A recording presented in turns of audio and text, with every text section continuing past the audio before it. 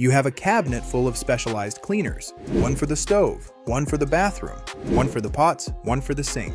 And yet somehow, nothing quite gets the job done. The burnt ring on the pot laughs at your store-bought spray.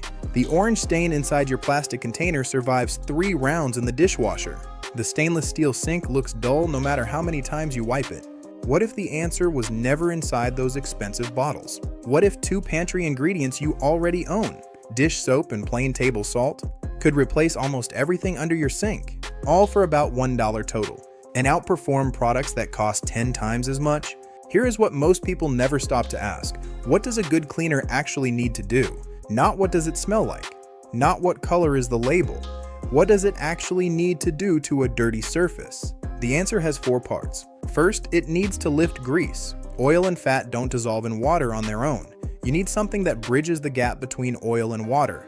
A molecule that grabs the grease on one end and lets water carry it away on the other. Second, it needs to break up baked-on deposits. When grease sits on a hot stove or inside a hot oven, it doesn't just dry, it chemically transforms. It polymerizes. It becomes something tougher than plain grease, something that regular soap barely touches. Third, it needs a physical abrasive. Something that can scrub away particles that are bonded to a surface without scratching that surface. Fourth, it needs to rinse clean. No powdery residue, no film left behind, no second pass required. Most commercial cleaners do 1 or 2 of these jobs well. The paste you are about to learn how to make does all 4 at once. And once you understand why it works, you will never look at your pantry the same way again. Let's start with the science. Dish soap is a surfactant. That word sounds complicated, but the concept is elegant. Every molecule of dish soap has 2 ends. One end is attracted to water, the other end is attracted to oil and fat. When you apply soap to a greasy surface, those molecules surround the grease particles, trap them inside tiny spheres called micelles, and hold them suspended so water can rinse them away. That is why soap cleans grease. It doesn't dissolve it, it escorts it off the surface. Now, plain table salt. We are not talking about some exotic ingredient here, the cheapest table salt from the bottom shelf of any grocery store. Salt crystals are hard enough to scrub, but they are not hard enough to scratch most surfaces the way steel wool or abrasive pads would. They do exactly what you need them to do. They knock loose particles off the surface and grind away stuck deposits. And here is the part that makes salt perfect for this recipe specifically. Salt dissolves slowly as you scrub, so by the time you are rinsing, most of the abrasive has already dissolved and disappeared. It leaves nothing behind. No grit, no powder, just clean. Baking soda. This is where the chemistry gets interesting. When food burns and bakes onto a surface, it changes. The fats and proteins in that layer bond together through a process called polymerization. They form a crust that is much harder to remove than regular grease. Alkaline compounds, substances with a high pH, break those polymeric bonds apart. Baking soda is alkaline. When it contacts that baked-on crust, it starts breaking the chemistry that holds the crust together. It softens what was hard. It loosens what was stuck. And because baking soda is a natural deodorizer, it neutralizes the odors that burnt food and old grease leave behind at the same time. Warm water ties everything together. Not hot, not cold. Warm. Warm water is the carrier that activates the chemistry, thins the paste to a workable consistency, and helps the molecules of soap and baking soda start doing their jobs before your sponge ever touches the surface. 4 ingredients, 4 jobs, 1 paste. Now let's learn exactly how to make it. You will need 1 cup of plain liquid dish detergent, not the fancy antibacterial variety with added moisturizers, not dish soap for sensitive skin. The cheapest store brand you can find works exactly as well, because the surfactant chemistry is the same regardless of what the label looks like. You will need 1 cup of warm water, think baby bath temperature, not boiling, not cold. You will need 2 tablespoons of plain table salt, coarse or fine, it does not matter, but there is absolutely no need to buy sea salt or Himalayan pink salt. Finally, you will need 1 tablespoon of baking soda.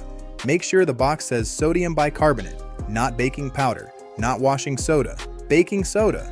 Take a clean glass or ceramic bowl, not plastic if you can help it, since plastic tends to absorb soap over time. Pour in the dish detergent and the warm water. Stir gently. This is important. You are not trying to create foam.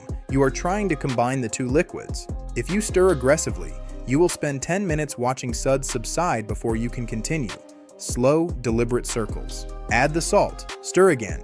You will notice that some of the salt grains stay intact and sink to the bottom slightly.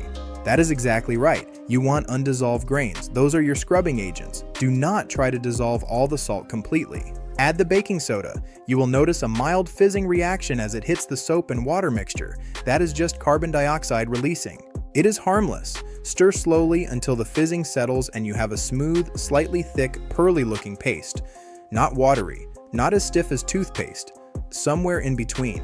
Pour it into a clean jar with a tight-fitting lid. A mason jar works perfectly. An old clean pasta sauce jar works just as well. Store it under the sink. This batch costs approximately $1 to make. It will last for months. But before we talk about what this paste can do, there is one rule you must never break. One absolute. One non-negotiable. Never mix this paste, or any homemade cleaner, with bleach. Not in the jar, not on the surface, not in the drain. Here is why this matters. Bleach is a powerful oxidizing agent. When bleach contacts certain alkaline compounds, it can release chlorine gas. Chlorine gas is toxic. It attacks the respiratory system. It has been used as a chemical weapon. Accidental household exposure sends people to emergency rooms every year. The rule is simple. Never use this paste on a surface that has recently had bleach applied to it. Always rinse surfaces thoroughly. Keep your paste jar stored safely and out of reach of children. Now, what can this one jar actually clean? Start in the kitchen, because that is where grease and burnt food live. If you have a pot or pan with a burnt ring around the bottom, spoon a tablespoon of the paste onto the burnt area. Add a small splash of warm water to loosen it slightly. Then walk away. Let it sit for 15 minutes. When you come back, take a sponge or a brush and scrub. The salt grinds the carbonized layer. The baking soda has been working on the polymerized bonds underneath. The dish soap holds the particles suspended. The burnt ring that has been there for weeks lifts off in minutes. The same approach works for baking pans, roasting tins, and cast iron. The fat that gets cooked into those surfaces over months of use comes away. Cast iron in particular responds well because the paste does not rust it the way water alone would, and it does not strip the seasoning. Move to the kitchen sink. Stainless steel sinks lose their shine over time. They collect mineral deposits and general dullness. Scrubbing the sink with the paste once a week brings back that high polished look. The salt removes the mineral buildup. The soap lifts the organic residue. The baking soda neutralizes any odors coming from the drain. Porcelain sinks brighten the same way. One paste, every surface. The stovetop is another battleground. Baked on splatters around the burners. Grease that has been heated and reheated until it has essentially welded itself to the surface. The paste handles this remarkably well. Apply it, let it sit for a few minutes, then scrub with a damp sponge. One important note, do not work this paste into the actual gas burner heads themselves. Those have openings and mechanisms that should not have cleaning product packed into them. Stick to the flat surfaces, the grates, and the areas around the burners.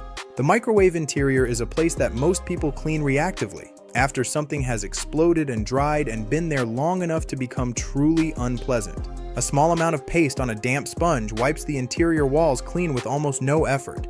The salt and soap handle even the most stubborn dried-on splatters. For those orange plastic stains, the salt acts as a microscopic scrubber that reaches into the pores of the plastic where the dishwasher detergent simply can't penetrate. The paste cuts through both. The abrasive action of the salt scrubs the pigment from the surface. The alkalinity of the baking soda breaks down the oil. Scrub with a brush rather than a soft sponge for best results. Silverware and stainless steel utensils develop a dull film from repeated washing. Rubbing a small amount of paste on a soft cloth and working it gently over forks and spoons restores a polish that looks almost like new. The effect is especially noticeable on silverware that has been stored for a while and lost its brightness. The paste is gentle enough that it will not scratch if you use a soft cloth rather than an abrasive pad. Now step out of the kitchen entirely. The bathroom sink, the bathtub, and the tile around them all respond to this paste. Soap scum, the chalky film that builds up on tile and porcelain from body wash and hard water, is a mix of fatty acid deposits and mineral calcium. The salt scrubs it. The alkalinity of the baking soda breaks it down. The soap lifts it away. It's a complete system for porcelain. Run a drain deodorizing treatment by rubbing a small amount of paste around the drain opening and rinsing with warm water. The baking soda neutralizes the bacterial odors that build up in drains over time.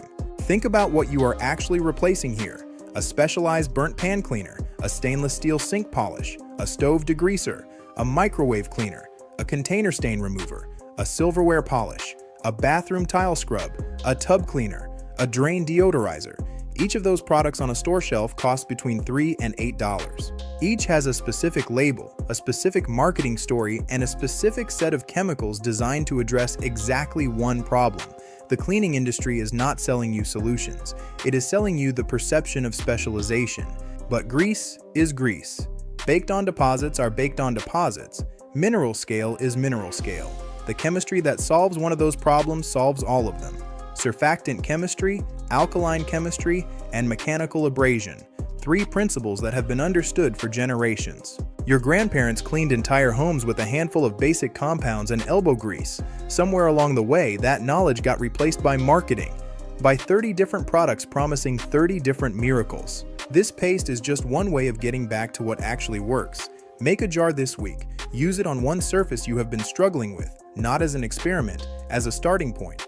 Because once you see it work, really work, on the thing that has been resisting every spray and wipe for months, you will start to see the rest of your cleaning cabinet differently. Because once you see it work, really work, on the thing that has been resisting every spray and wipe for months, you will start to see the rest of your cleaning cabinet differently, not as a collection of necessary products, as a collection of things you never needed to buy. If you are new here, hit subscribe real quick to unlock more historical life hacks that actually work. I'm uncovering what the headlines miss. See you in the next one.